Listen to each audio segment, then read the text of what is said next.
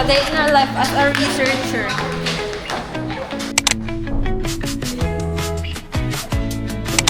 Ayun, ano ba? Ay, sorry.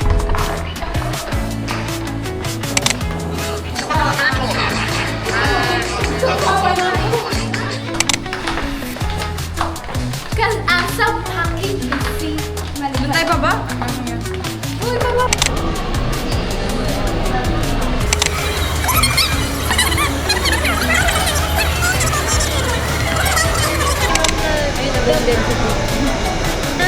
Yung mga obesity daw, hindi daw sila prone magka-osteoporosis kasi nga nagiging protective sila sa ano ko.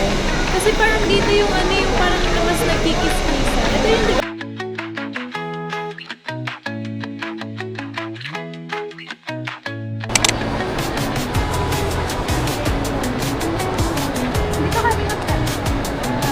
Hindi naman to picture, te. Ay, na-video ka lang.